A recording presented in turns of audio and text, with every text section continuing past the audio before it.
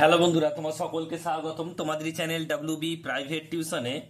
আজকের এই ভিডিওতে আমরা রায়ামার্টিন প্রশ্নবিচিত্রা 2025 পঞ্চম শ্রেণীর পরিবেশ বিষয়ে যে তোমাদের দ্বিতীয় টেস্টের জন্য 4 নম্বর স্কুল রয়েছে 209 নম্বর পেজে, তো এই প্রশ্নপত্রের সম্পূর্ণ উত্তর নিয়ে আজকের এই ভিডিওতে আমরা আলোচনা করব। তো চলো ভিডিও শুরু করা যাক।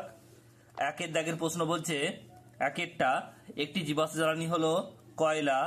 একের দাগে 2, লেজের উপর ভর দিয়ে লাফাতে পারে চ্যাং মাছ। একের দাগে 3, পরিবেশ বান্ধব যানবাহন নয় বাস।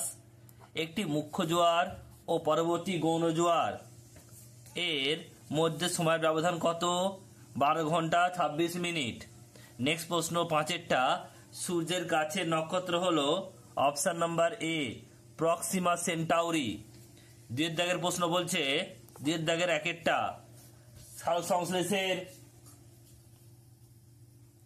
সাল সংশ্লেষের জন্য প্রয়োজনীয় প্রধান উপাদান হলো সূর্যালোক। ঠিক হবে এটা।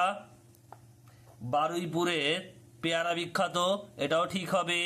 কৃষি বান্ধব পতঙ্গ হলো মৌমাছি, এটাও ঠিক হবে। শাখা পোশাকাযুক্ত গাছ হলো তাল গাছ, এটা ভুল হবে। 5এরটা, 1853 সালে হাওড়া থেকে হুগলি পর্যন্ত প্রথম রেল চালু হয়, এটা ভুল হবে। নেক্সট হচ্ছে 3 দাগের একেরটা, তাপবিদ্যুৎ কি ধরনের শক্তি? অপ্রচলিত শক্তি। 2এরটা বলছে, পৃথিবীর কক্ষপথ এর আকৃতি কিরূপ? উপবৃত্তাকার। 3এরটা বলছে, কোন শিক্ষার্থী জীবনে প্রতিষ্ঠিত হয়? প্রকৃত শিক্ষার্থী। 3 দাগের 4, পথের পাঁচালী বইটি কার লেখা? বিভূতিভূষণ বন্দ্যোপাধ্যায়। নেক্সট প্রশ্ন পরেরটা, ডিভিসি এর পুরো নাম কি? Damodar valley corporation. নেক্সট প্রশ্ন পরেরটা, তৃষ্ণার্ত ফসল কাকে বলে? ধানকে বলে। নেক্সট প্রশ্ন, গম কোন ঋতুতে চাষ হয়? শীত ঋতুতে। নেক্সট প্রশ্ন 4 দাগের, বাম দিক আর ডান দিক মেলাতে হবে।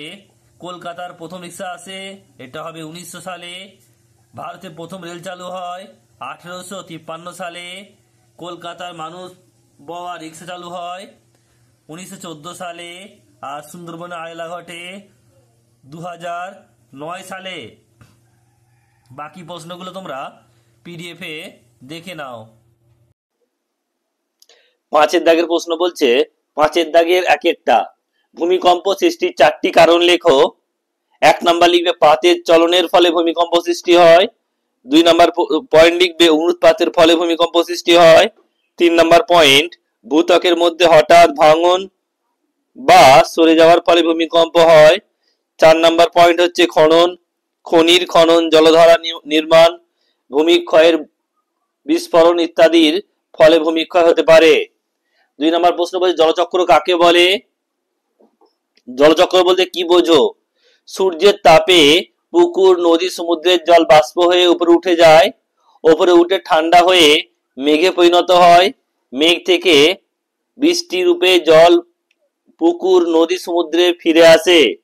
সূর্যের তাপে আবার পাহাড়ের মাথায় সঞ্চিত বরফ গলে জল এবং পরে বাষ্প হয়ে উপরে উঠে যায়।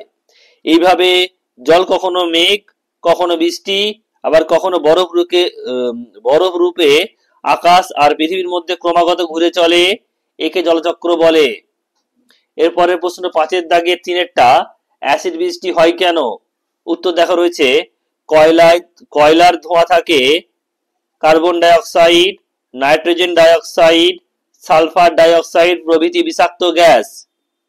এই গ্যাসগুলি বাতাসে জলীয়বাষ্পের সঙ্গে বা বৃষ্টির জলের সঙ্গে মিশে যথাক্রমে carbonic acid, nitric acid, sulphuric acid তৈরি করে। এইসব অ্যাসিড বৃষ্টির সঙ্গে জলে মিশে অম্ল বৃষ্টি